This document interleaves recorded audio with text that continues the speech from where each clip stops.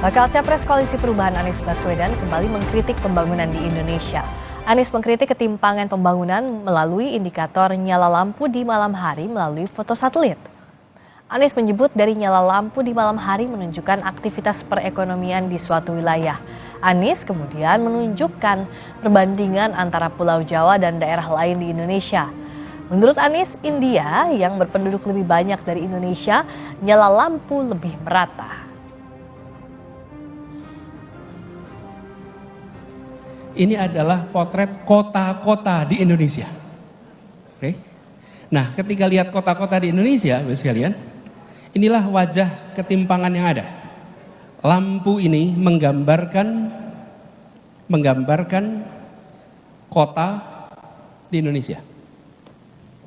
Ketika kita lihat kota-kota ini, Bapak sekalian, di Jawa paling terang itu Jakarta, Surabaya. Begitu masuk Sumatera, titik-titik kecil. Kalimantan, titik-titik kecil. Ini yang lebih ramai itu di Sarawak. Ini Malaysia. Sampai di kawasan timur, gelap. Saya tidak menggunakan statistik, Bapak Ibu sekalian. Gak pakai statistik nih. Tentang macam-macam. Gak usah, pakai ilustrasi ini aja. Listrik yang nyala di malam hari. Dari situ terlihat ketimpangan yang luar biasa. Bakal Capres Koalisi Perubahan Anies Baswedan kembali mengkritik pembangunan di Indonesia. Anies mengkritik mulai dari menggunakan titik lampu malam hari melalui foto satelit. Anies menyebut seharusnya pembangunan difokuskan pada pembangunan berkeadilan. Lalu bagaimana PDIP merespons kritik Anies? Kita bahas bersama Arya Bima, politisi PDIP, bergabung juga Ahmad Fathul Bahri, Wakil Sekjen PKS. Selamat malam Bapak-Bapak.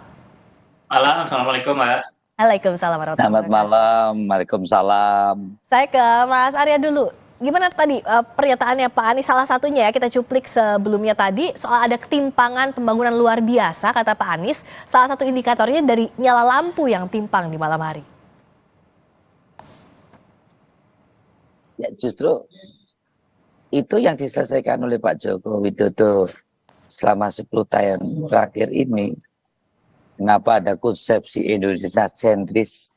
Kenapa ada interkoneksitas dari Sabang sampai Merauke, dari Miangas sampai Rote, disambung menjadi satu dengan jalan trans, dengan jalan tol, dengan pelabuhan, dengan bandara, dengan listrik 35.000 watt, dengan telekomunikasi, supaya tingkat produktivitas itu tidak hanya di Jawa sentris, bahkan Jakarta sentris. Jadi narasi-narasi ya kelihatannya sedikit logis ya, tapi itu tidak realistis di dalam mengkontekskan negara kepulauan seperti Indonesia yang seperti sekarang ini. Kenapa dibilang logis, tidak realistisnya di mana, Mas Arya? Logisnya ya sekolah antara gelap dan ketimpangan, ya kan dilogis-logiskan kan.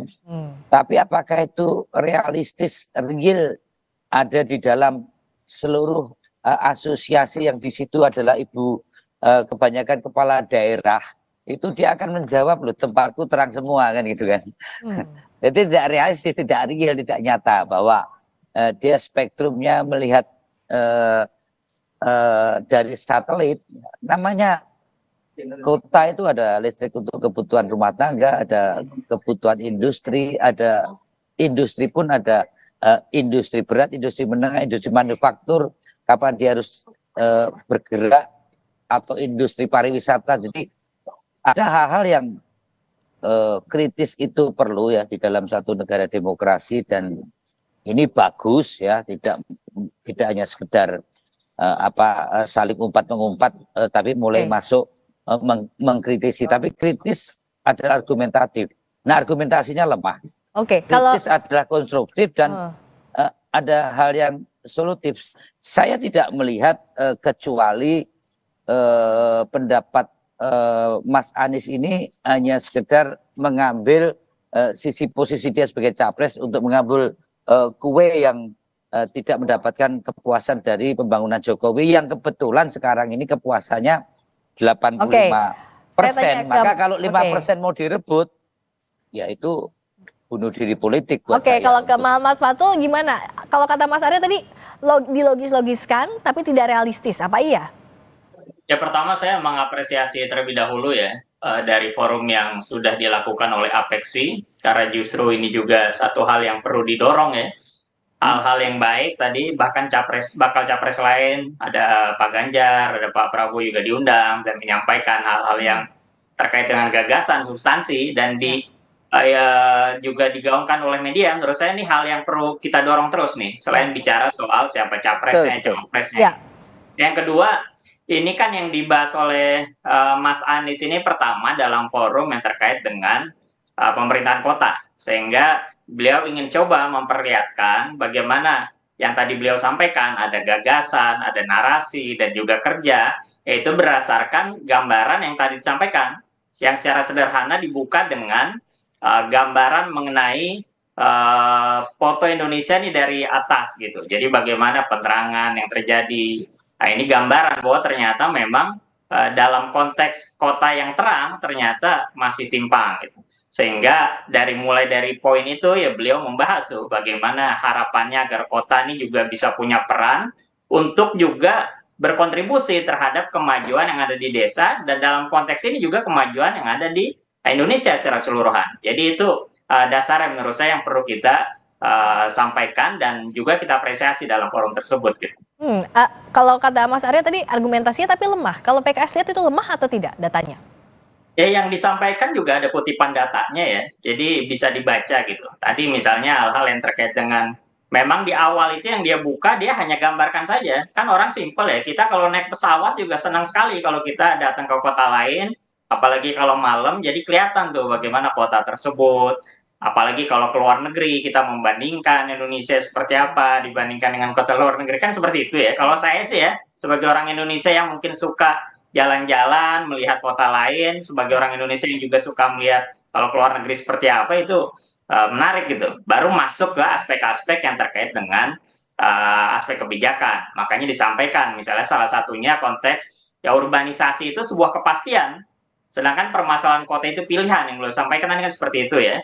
Dan disampaikanlah beberapa data yang dikaitkan dengan data World Bank, data BPS, ada bagaimana misalnya contoh ya yang disampaikan Mas Anies itu yang di awal misalnya 70% penduduk Indonesia akan tinggal di perkotaan di tahun 2045. Nah, ini pola yang dibaca dari data World Bank yang disampaikan. Kalau memang polanya seperti itu, maka di tahun 2045 70% penduduk Indonesia itu tinggal di kota gitu. Nah, ini kan satu hal yang menjadi pintu masuk ya, bagaimana melihat kebijakan, yaitu bisa didasarkan pada analisis tren data gitu. Dan ini disampaikan oleh Mas Anies, dan makanya dianalisis lebih lanjut. Bahkan di akhir secara simpatik, Mas Anies pun juga menyampaikan beliau sebagai bakal capres juga butuh masukan. Sehingga justru menyampaikan juga para wali kota yang hadir untuk memberikan masukan-masukan terkait apa yang harus dipertahankan, yang diperbaiki, dan sebagainya. Tadi soal ketimpangan pembangunan, ada juga yang ketara begitu saat kemarin, adalah saat Mas Anies, Mas Arya Bima mengkritisi soal IKN. Kritisinya tipis-tipis, dikatakan bahwa kalau tidak memiliki dasar yang kuat, kemudian tidak jelas mendapat manfaat siapa, butuh otot politik untuk program itu berjalan. Itu yang disampaikan Mas Anies, Mas Arya. Oh iya, masalah IKN ini kan bukan hanya sekedar visi presiden selaku kepala pemerintahannya, tapi ini kan visi presiden selaku kepala negara yang berbicara untuk Indonesia ke depan sampai 100 tahun ke depan. Bagaimana justru ketimpangan itu tidak hanya sekedar pernyataan mengatasinya, tapi harus dengan satu sikap dengan kebijakan. Nah, bagaimana navigasi ekonomi itu supaya pendulum itu tidak hanya pendulumnya berat ke barat, tapi pendulum ekonomi itu bergerak ke arah timur dan barat. Salah satu pusat yang menjadi sentral pemerintahan dan sentral ekonomi ke depan itu juga harus memberikan kadar hubungan dan jarak hubungan antar kota kabupaten dengan porsi yang relatif sama. Walaupun sekali lagi bahwa itu adalah perlu harus diimbangi dengan pemerataan yang lainnya. Misalnya soal BBM satu harga, ya zaman Pak Jokowi ini harga BBM di Papua dengan di Jawa dan Sumatera itu sama. Ya di zaman Pak Jokowi inilah pintu-pintu wilayah masuk dari perbatasan itu dibangun, yang dulu itu menjadi beban ekonomi, sekarang menjadi tempat-tempat pariwisata yang produktif. Saya melihat bahwa masalah ketimpangan antar daerah maupun yang berakibat ketimpangan sosial antara strata atas, menengah, dan bawah, itu di era Jokowi saat ini diberikan fondasi yang ke depan orang nggak tertarik lagi namanya ke Jakarta, ke Surabaya, ke Semarang. Sekarang wilayah-wilayah di daerah kota kabupaten di seluruh Indonesia ini relatif lebih produktif karena Jadi arahnya untuk tadi pemerataan itu ya, Mas Arya ya? ya, infrastruktur itu mengempowering aset menjadi produktif. Oke. Ya, jadi masyarakat akan bisa menggunakan, apalagi arus dana fiskal yang desentralisasi dengan dana desa, dengan kartu sehat, kartu desa pintar. Itu guliran tentang sistem keuangan kita ini betul-betul tumpah di bawah, dan disitulah geliat ekonomi akan tumbuh. Oke. Nah, itu tidak bisa hanya dilihat sebagai salah satu hanya satu variabel antara gelap dan terang tadi, gitu. Banyak variabel-variabel tadi ya. Jadi kalau misalnya Mas Arya untuk tadi melihat ketimpangan itu banyak sekali. Oke. Nah, ada banyak tadi variabelnya. Kalau misalnya PKS apakah tidak melihat ini jadi bagian variabel untuk mengatasi ketimpangan proyek IKN ini? Tidak semata-mata karena programnya Pak Jokowi jadi otomatis dikatakan perlu otot politik untuk ini. Mas Fatul. Ya kalau tadi disampaikan hanya berdasarkan gambar itu ya enggak kan. Itu kan tadi sebagai pembuka gitu. Apalagi kalau presentasi kita di awal kan pasti mencoba memberikan shock terapi dulu, gambaran bahwa inilah contoh gambaran Indonesia kotanya dibandingkan dengan India dan lain-lain gitu. Dan bahkan setelah itu mulai masuk ke data-data yang ada. Ya, jadi juga tidak menegasikan apa yang sudah dilakukan. Ya, tadi kan jelas sekali beberapa hal yang disampaikan pun juga banyak itu datanya. Kalau kita mau baca, ada konteks data tadi tentang penduduk yang akan tinggal di perkotaan, ada data kota-kota yang memiliki kualitas udara yang baik, misalnya ada aspek kesenjangan sosial di perkotaan yang masih tinggi, misalnya dibandingkan koefisien Gini dan sebagainya, dan lain sebagainya. Itu banyak sekali ya, dan dicontohkan juga apa yang beliau sudah lakukan. Ya mungkin pasti tentu ada kurangnya, tapi kan beliau coba mencontohkan apa yang sudah beliau lakukan, dan bahkan di akhir ya beliau secara rendah hati juga meminta masukan, justru karena kebetulan di momen yang pas gitu. Di momen ketika para wali kota berkumpul, lalu beliau bahkan menyampaikan 4 poin mungkin ya, perlu diingat tadi yang di akhir beliau sampaikan, beliau menawarkan visi, namun realisasinya itu harus dikerjakan bersama. Ini kan contoh. Lalu apa yang disusun, kira-kira apa yang harus dilanjutkan, apa yang harus diperbaiki, apa yang harus dihentikan, dan apa hal baru yang diperlukan. Nah ini gambaran menurut saya hal yang bijak ya dari seorang bakal capres yang untuk maju dalam pemilihan nanti itu diawali dengan gagasan-gagasan. Ada gagasan, ada narasi, dan gambaran kerja nyatanya seperti apa gitu. Dan kalau bisa dibilang ini hal yang menarik justru karena bakal capres kita nih ada 2 latar gubernur dan juga 1 latar menteri, atau mungkin yang lain ada lagi nanti yang akan maju misalnya. Dan ketika ini ditekankan dengan aspek gagasan, maka akan menarik gitu, karena kita akan membandingkan bagaimana bakal capres itu punya visi, lalu ada gagasannya, dan baru kita masuk ke aspek implementasinya seperti apa nanti gitu. Nah, makanya untuk implementasi ini, Mas Ahmad Fatul, kalau dari kemarin apa yang disampaikan Pak Anies, implementasinya mungkin seperti misalnya ada kementerian kota yang diajukan dan sebagainya. Singkat saja silakan Mas Fatul.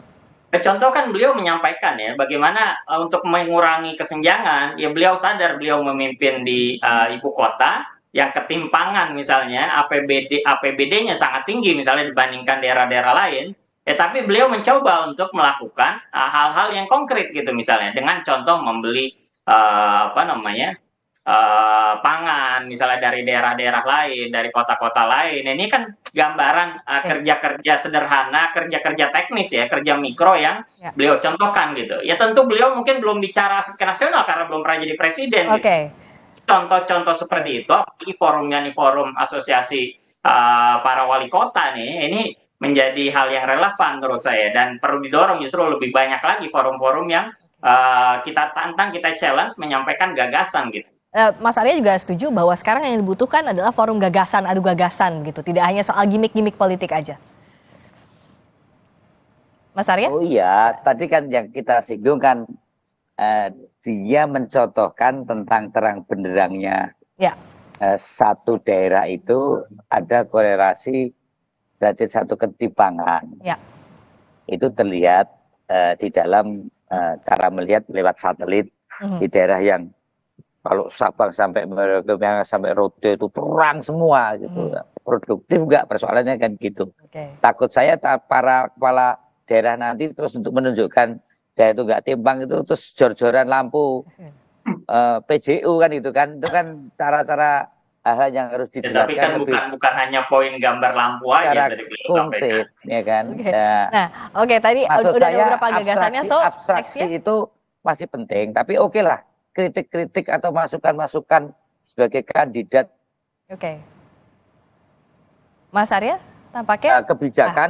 Suaranya ada kebijakan, ada ideologi, konstitusi, turun ke visi, turun ke misi, turun ke kebijakan, ke program dan kegiatan kan gitu kan. Nah, kalau lampu menyala itu kan kegiatan. Ya kan? Nah, itu kan ada satu program, ada kebijakan, ada visi, ada misi kan itu. Nah, menurut saya alangkah baiknya Mas Anies lebih mengurai narasi besar tentang, kalau Pak Jokowi misalnya, mohon maaf ini Indonesia sentris, interkoneksitas, bagaimana membangun industri 4.0, bagaimana membangun infrastruktur sebagai fondasi untuk Indonesia yang lebih produktif. Nah, ada satu narasi-narasi besar dan akhirnya turun ke kebijakan, dan saya kira Mas Anies perlu lebih melengkapi karena forum itu adalah forum asosiasi kota, kabupaten atau wali kota, dan betul bahwa kekuatan untuk membangun Indonesia yang tidak timpang itu adalah regional development. Bagaimana membangun aset-aset daerah ini menjadi produktif, dan itu merupakan kaki daripada pemerintah pusat, dalamnya adalah gubernur, wali kota, dan bupati. Nah, jadi itu tadi yang kita tunggu. Singkatnya sudah habis waktu kita, Mas Fatul. Tadi misal contoh, kita nggak sedang bicara tentang tadi potret lampu, misalnya tadi. Itu hanya sampel aja gitu ya. Misalnya contoh ada kemandirian fiskal kota, bagaimana ada yang belum mandiri ini paling besar, yang mandiri ini hanya 26, dan yang mandiri hanya 2 gitu. Dan ini contoh bentuk ketimpangan APBD Jakarta luar biasa. Dan tadi makanya kenapa Mas Anies sampaikan bahwa yang dibutuhkan itu urbanisasi memang, bukan Jakartanisasi. Ini kan contoh bagaimana melihat pemerataan dari pembangunan dan harapan buat Indonesia ke depan. Masing-masing pembangunan untuk menekan urban. Iya, masing-masing pasti punya programnya. Kita tunggu nanti adu visi misinya masih panjang perjalanan menuju pemilu. Mas Arya juga Mas Fatul Bari, kita tunggu gagasan visi misinya, adu program dari masing-masing capres agar produktif untuk para pemilih juga menentukan siapa calon pemimpin. Terima kasih Mas Arya Bima, politisi PDIP. Terima kasih Mas Ahmad Fatul Bari, Wakil Sekjen PKS. Selamat malam. Berikutnya, saudara, sistem zonasi penerimaan siswa baru masih menjadi polemik, bahkan ditemukan kecurangan hingga siswa titipan. Bagaimana evaluasi pemerintah? Kita bahas usai jeda bersama Menko PMK di Sapa Indonesia Malam.